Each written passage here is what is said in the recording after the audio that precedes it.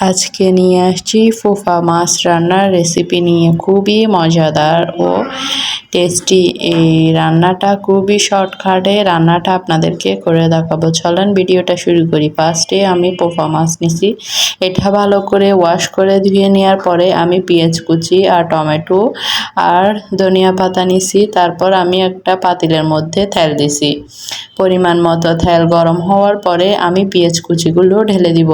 পেঁয়াজ কুচিগুলো দিয়ে ভালো করে নাড়াচাড়া করবেন কিছুক্ষণ, যাতে পেঁয়াজের গন্ধটা চলে যায়। তারপর আমি দিব মরিচের গুঁড়া। মরিচের গুঁড়া আমি এখানে 3-4 চামচ পরিমাণ মরিচের গুঁড়া দিছি।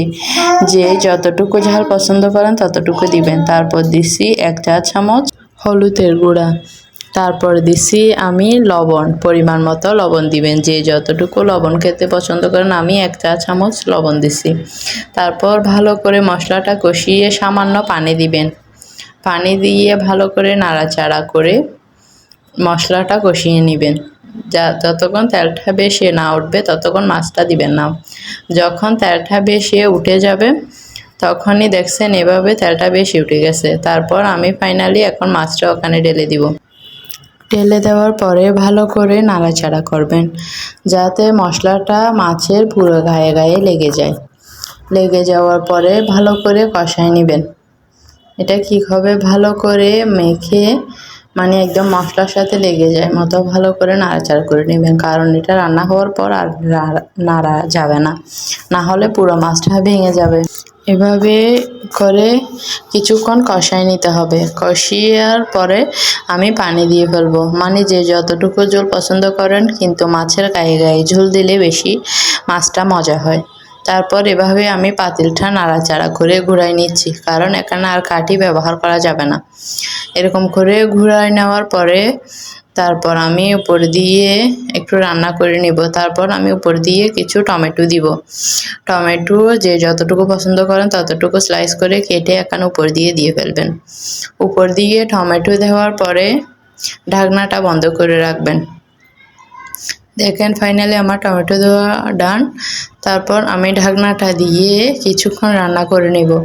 মাছ রান্না করতে বেশিক্ষণ টাইম লাগে না, তো রান্না হয় এদিকে। ফাইনালি রান্না শেষের দিকে, মানে রান্নাটা হয়ে গেছে। মাঝখানে আমি আরেকবার মানে পাতিলটা একটু করে ঘুরাই নিছি। মানে একটু ঘুরাই নিলে কি হয়, মানে সব দিক দিয়ে মাছটা ভালো করে পারফেক্ট হয়। এভাবে করে ঘুরাই নেবেন। তারপরে পাতিলটা এক কাত এই কাত ওই কাত করে কিছুক্ষণ রান্না করে নেবেন, যাতে সব দিকের মাছগুলো ভালোভাবে সিদ্ধ হয়। তো ফাইনালি আমার রান্না শেষ। দেখেন কত সুন্দর মাছটা রান্না হয়ে গেছে। আর আমি উপর দিয়ে একটু ধনিয়া পাতা ছিঁড়ে দিছি, দিয়ে ফাইনালি একটু করে রান্না করে নেবেন। তারপর ফাইনাল রান্না শেষ। দেখেন কত সুন্দর একটা কালার আসছে।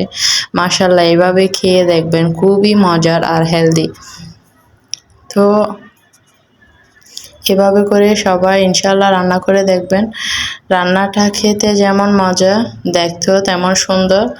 যাকে দিবেন সে একবার খেয়ে বারবার খেতে চাইবে। আপনার কাছে বারবারই এই খাবারটা, এই মাছ রান্নাটা খাবার আবদার করবে। খুবই মজার ও টেস্টি হয়েছে।